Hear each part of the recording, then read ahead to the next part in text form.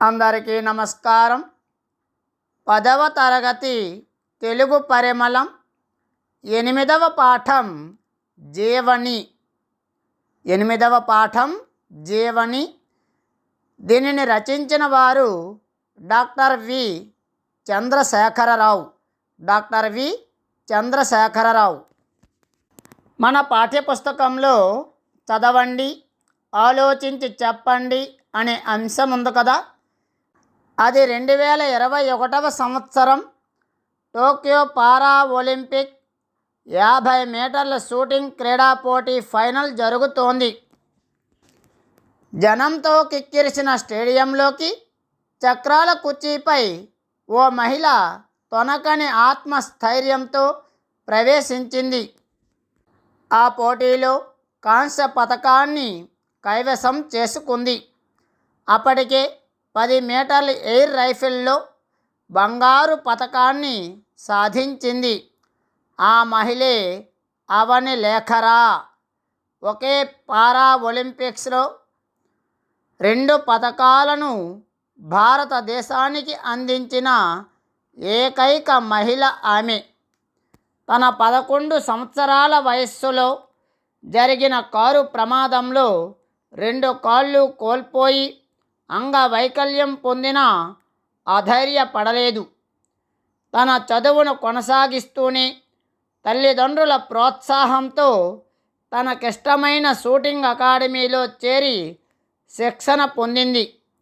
Shooting విభాగంలో మన దేశానికి స్వర్ణ పతకం అందించిన అభినవ్ బింద్రాను ఆదర్శంగా తీసుకుంది. అదే విభాగంలో రాణించి 2021లో రాజీవ్ ఖేల్ రత్న అవార్డును, 2022లో రాష్ట్రపతి చేతుల మీదుగా పద్మశ్రీ అవార్డుని అందుకుని ఎందరికో ఆదర్శంగా నిలిచింది. జీవితంలో ఏదైనా సాధించడానికి సంకల్ప బలం ఉండాలే కానీ శారీరక వైకల్యం ఎంత మాత్రం అడ్డు కాదని నిరూపించింది. పత్రిక వార్త ప్రశ్నలు జవాబులు చూడండి. 1వ ప్రశ్న, అవని లేఖరా ఘనత ఏమిటి? అవని లేఖరా ఘనత ఏమిటి? జవాబు, అవని లేఖరా ఒకే పారా ఒలింపిక్స్లో 2 పతకాలను భారతదేశానికి అందించిన ఏకైక మహిళ. 2వ ప్రశ్న, అవని లేఖరా ఎవరిని ఆదర్శంగా తీసుకుంది? జవాబు, అవని లేఖరా అభినవ్ బింద్రాను ఆదర్శంగా తీసుకుంది. 3వ ప్రశ్న, పై పేరా నుండి మీరేం గ్రహించారు? జవాబు, జీవితంలో ఏదైనా సాధించడానికి సంకల్ప బలం ఉండాలే కానీ శారీరక వైకల్యం ఏమాత్రం అడ్డు కాదని పై పేరా నుండి గ్రహించాను. ఉద్దేశం, ప్రత్యేక అవసరాలు కలిగిన పిల్లల పట్ల సహానుభూతితో ఉండాలని, వారిలో ఆత్మస్థైర్యాన్ని నింపి వారికి అండగా నిలవాలని, వారి అభివృద్ధిలో భాగస్వాములు కావాలని తెలియజేయడం ఈ పాఠం ఉద్దేశం. ఇంకొకసారి చూడండి. ప్రత్యేక అవసరాలు కలిగిన పిల్లల పట్ల సహానుభూతితో ఉండాలని, వారిలో ఆత్మస్థైర్యాన్ని నింపి వారికి అండగా నిలవాలని, వారి అభివృద్ధిలో భాగస్వాములు కావాలని తెలియజేయడం ఈ పాఠం ఉద్దేశం. మన నేపథ్యంలో ప్రత్యేక అవసరాలు కలిగిన పిల్లల పట్ల సహానుభూతితో ఉండాలని చెప్పాడు కదా. అందులో సహానుభూతి అంటే ఇతరులను అర్థం చేసుకోవడం. సహానుభూతి అంటే ఇతరులను అర్థం చేసుకోవడం అంటే ఇతరుల అవసరాలను సకాలంలో గుర్తించగలిగే సామర్థ్యం. పరుల మనోభావాలు, కోర్కెలు, అవసరాలను అర్థం చేసుకోగలగడమే సహానుభూతి. సహానుభూతి వేరు, సానుభూతి వేరు, రెండు ఒకటి కాదు. సహానుభూతి అంటే చెప్పుకున్నాం కదా. సానుభూతి చూడండి, సా ప్లస్ అనుభూతి, సా ప్లస్ అనుభూతి. సానుభూతి సుఖము దుఃఖము ఒకడు పొందిన అనుభవాన్ని తాను పొందడం సానుభూతి. ఉదాహరణ, ఒకరి ఆత్మీయులు మరణంతో దుఃఖిస్తే తాను కూడా పోయినవాడు తనవాడే అయిన విధంగా బాధపడడం సానుభూతి. రచయిత పరిచయం. వర్ధమాన కథా రచయితలలో డాక్టర్ వి చంద్రశేఖరరావు ఒకరు. మహాలక్ష్మి, దేవసహాయం గారు వీరి తల్లిదండ్రులు. వీరు ప్రకాశం జిల్లాలో జన్మించారు. జీవని, మాయాలాంతరు, ద్రోహ వృక్షం, లెనిన్ ప్లేస్ మొదలైన కథా సంపుటాలు, నల్ల మిరియం చెట్టు, 5 హంసలు, ఆకుపచ్చని దేశం నవలలను రాశారు. జీవని కథ నాటకంగా రూపొంది 1991లో ఆకాశవాణిలో ప్రసారమై జాతీయ స్థాయిలో ఉత్తమ నాటకంగా బహుమతి పొందింది. వీరు కథా శిల్పంలో నూతన ఒరవడి సృష్టించారు. ఈ పాఠం వీరి జీవని కథల సంపుటి నుండి గ్రహించబడింది. ప్రక్రియ. కథ, కథ, కథానిక అనేవి నేడు పర్యాయ పదాలుగా వాడుతున్నాం. కథ సాహిత్య ప్రక్రియ. వ్యక్తి జీవితంలోని ఒక ముఖ్య సన్నివేశాన్ని, సంఘటనల మధ్య సంబంధాన్ని కళాత్మకంగా చిత్రిస్తుంది. క్లుప్తత దీని లక్ష్యం. పాత్రలు, నేపథ్యం, కథనం, జీవిత వాస్తవిక చిత్రణ ఇందులో ముఖ్యాంశాలుగా కనిపిస్తాయి. జీవని పాఠం సారాంశం. లలిత ఒక సాధారణ గృహిణి. సంవత్సరాల తరబడి సంతానం కోసం ఎదురు చూసింది. ఎన్నో వైద్యశాలలను సంప్రదించింది. భగవంతుని ఎన్నోసార్లు దీనంగా ప్రార్థించింది. చివరికి ఆమె కల నెరవేరింది. ప్రత్యేక అవసరాలు గల జీవని జన్మించింది. కుటుంబ సభ్యులు సహకరించకపోయినా పట్టుదలతో లలిత భర్తను ఎదిరించి మరీ జీవనిని పెంచుకున్నది. ఒకనాడు లలిత వీధిలో గారడీ ఆటలో విన్యాసాలు చేస్తున్న 5 ఏళ్ల వయసున్న బాలికను చూసి జీవనిని కూడా తన పనులు తాను చేసుకోగలిగేలా శిక్షణను ఇవ్వాలని స్ఫూర్తి పొందింది. రద్దీగా ఉన్న బస్సులో జీవనిని ఎత్తుకొని ఇంటిదాకా తోడు వచ్చిన విశ్వనాథం గారు పరిచయం కావడం జీవని జీవితంలో అనూహ్యమైన మార్పులకు దారితీసింది. ప్రమోదిని అనే ప్రత్యేక అవసరాలున్న పిల్లను పెంచిన అనుభవం గల విశ్వనాథం గారు జీవని ఎదుగుదలకు, మానసిక అభివృద్ధికి తోడ్పాటునందిస్తూ ఎన్నో సహాయ సహకారాలను అందించారు. విశ్వనాథం గారి సలహా వల్ల లలిత జీవనిని పాఠశాలలో చేర్పించింది. పాఠశాల సిబ్బందిని సమాధానపరిచి జీవనిని ఒక ఛాలెంజ్గా తీసుకోమని తల్లిగా అభ్యర్థించింది. పాఠశాల ఉపాధ్యాయులైన మణిభూషణ్ గారి సహకారంతో జీవని తనకిష్టమైన బొమ్మలు గీయడంలో అభివృద్ధిని సాధించింది. జీవితంలో తనకు అన్నింటికంటే ఇష్టమైన అమ్మ బొమ్మను పెయింటింగ్ వేసింది. జీవని గీసిన పెయింటింగ్కి Soviet land children's paintings award వచ్చింది. పాఠశాల సిబ్బంది అంతా లలిత ఇంటికి వచ్చి శుభాకాంక్షలు చెప్పారు. జీవని ఇంటర్వ్యూ టీవీలో ప్రసారమైంది. ఆ రోజు అప్పటిదాకా జీవని అంటే ఇష్టం లేని తండ్రి కూడా స్నేహితులను ఇంటికి పిలిచి గర్వంగా తన కూతురుని పరిచయం చేశాడు.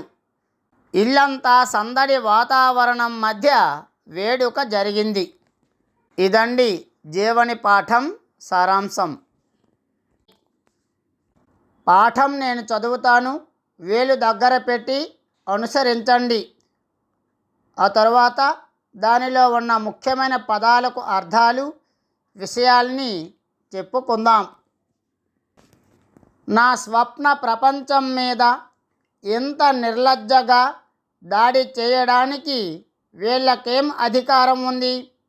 30 ఏళ్ల ఎడారిలో ఆశలన్నీ వదులుకున్న తరుణంలో ఒక మహాద్భుతంలా జరిగిందా సంఘటన. ఈ 6 ఏళ్లలో ఎన్నో క్లినిక్ల చుట్టూ తిరిగాను. ఏ క్లినిక్లో ఏ గైనకాలజిస్ట్ చేతిలో నుంచి దయగా, కరుణగా జారిన ఏ మందు ప్రభావమో ఇది అనుకుంటూ భయంగా వెళ్ళాను డాక్టర్ సరళ దగ్గరికి.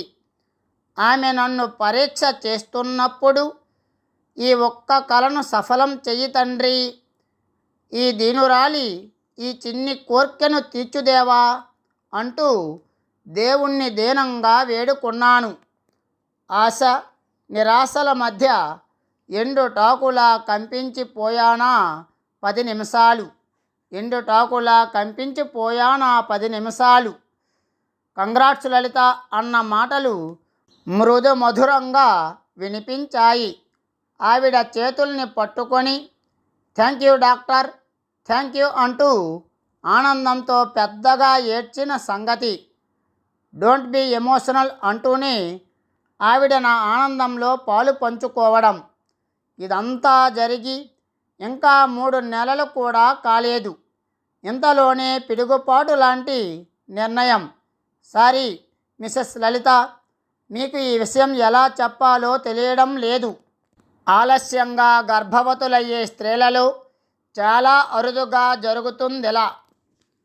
పుట్టబోయే పిల్లలు మెదడు పెరగకుండా ఉంటారు.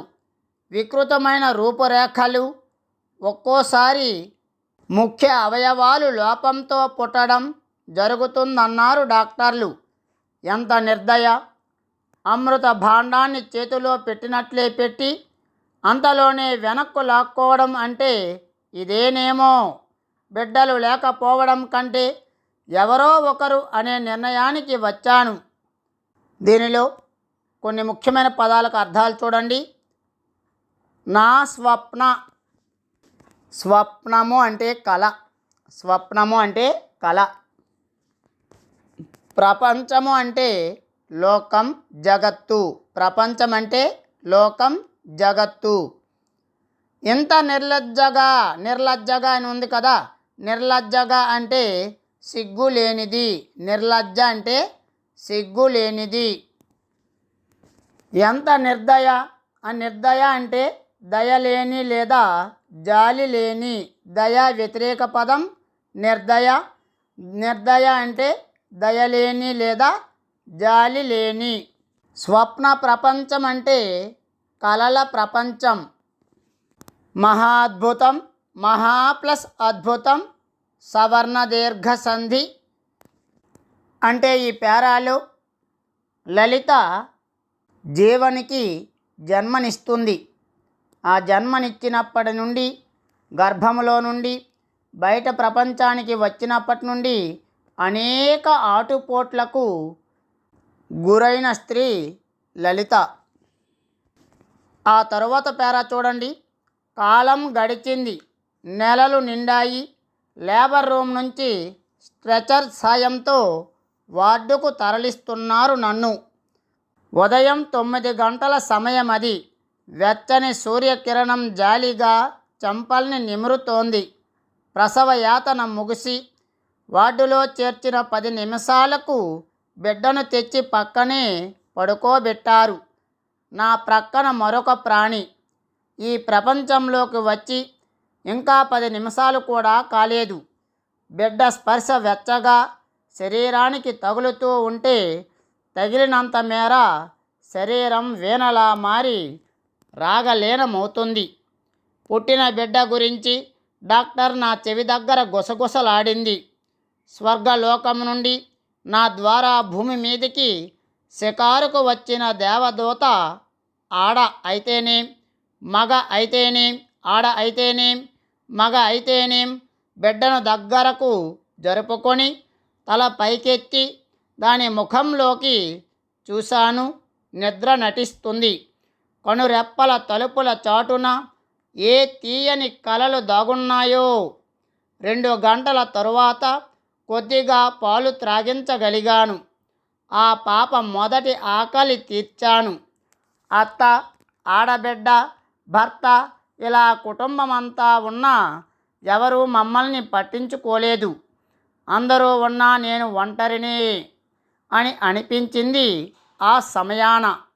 ఆ సాయంత్రమే డిశ్చార్జ్ చేయమని డాక్టర్ని అడిగాను. ఇంటికి వెళ్ళడానికి అనుమతి ఇచ్చారు. హాస్పిటల్ నుండి బయటకు నేను వేసే ఒక్కొక్క అడుగు నాలో మొండితనాన్ని, పట్టుదలను పెంచాయి. లక్ష్యం కొరకు జీవించే సైనికురాలిలా ఇంటికి చేరాను నేను. ఇక్కడ బాక్స్లో ఆలోచించండి, చెప్పండి అనే దానిలో 2 ప్రశ్నలు ఇచ్చారు. వాటికి సమాధానాలు చూడండి. లలిత ఎలాంటి నిర్ణయం తీసుకుంది? లలిత ఎలాంటి నిర్ణయం తీసుకుంది? జవాబు: ఆలస్యంగా గర్భవతులయ్యే స్త్రీలకు పుట్టబోయే పిల్లలు మెదడు పెరగకుండా ఉంటారు. ఒక్కోసారి ముఖ్య అవయవ లోపంతో పుడతారన్న డాక్టరు మాటలు విని లలిత బిడ్డలు లేకపోవడం కంటే ఎవరో ఒకరు అనే నిర్ణయానికి వచ్చింది. 2వ ప్రశ్న: లలితకు తాను ఒంటరిని అని ఎందుకు అనిపించింది? లలితకు తాను ఒంటరిని అని ఎందుకు అనిపించింది? జవాబు: ఆసుపత్రిలో లలిత ఆడబిడ్డను ప్రసవించే సమయంలో అత్త, ఆడబిడ్డ, భర్త ఇలా కుటుంబమంతా ఉన్నా ఎవరూ ఆమెను పట్టించుకోలేదు. అందుకే లలితకు తాను ఒంటరిని అని అనిపించింది. తరువాత పేర: రోజులు పరుగు పెడుతున్నాయి. ఒకరోజు నా భర్త నా దగ్గరకు వచ్చి, చూడు, ఈ పిల్లను మనం పెంచలేం. ఇలాంటి పిల్లల్ని పెంచడానికి బెంగళూరులో ఆశ్రమం ఉందట. పాపను అక్కడ చేర్చి నెలకు ఇంతని పంపిద్దాం అని ఇంకా ఏదో చెప్పబోయి నా కళ్ళలోని ఎరుపు చూసి ఆగిపోయాడు. ఆయన నా కళ్ళలో అంత తిరస్కారం, ద్వేషం, కోపం ఎప్పుడూ చూసి ఉండడు. ఇంకోసారి నా దగ్గర ఇలాంటి మాటలు మాట్లాడవద్దు. ఈ పాప నా ప్రాణం, నా సర్వస్వం.